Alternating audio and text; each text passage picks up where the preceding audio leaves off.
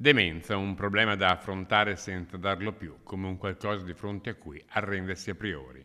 Ne è colpito l'8% della popolazione degli ultra 65 anni, il 20% degli ultra ottantenni, quasi il 50% degli ultra novantenni e le donne ne sono colpite più degli uomini. C'è un problema chiaramente quantitativo, ricordiamo che nel Bellunese sono 3.000 le persone stimate che hanno questo tipo di problematica intesa in senso lato, e poi di qualità perché il carico assistenziale che queste persone comportano attorno a sé è importante. In Veneto ne soffrono 65.000 persone, come detto 3.000 in provincia di Belluno, con oltre 1.300 visite effettuate per questo ogni anno.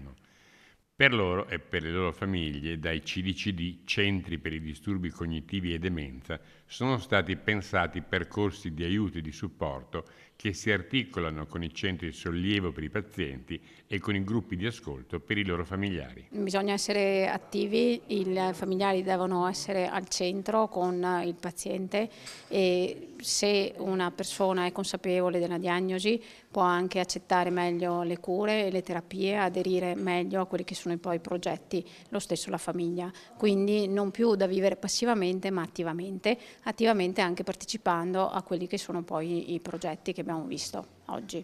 Quanto è importante accorgersene in tempo utile? E la diagnosi tempestiva è fondamentale perché si approcciano meglio e prima i bisogni della famiglia e della persona, per cui è fondamentale arrivare presto a fare una diagnosi, quindi importantissimo.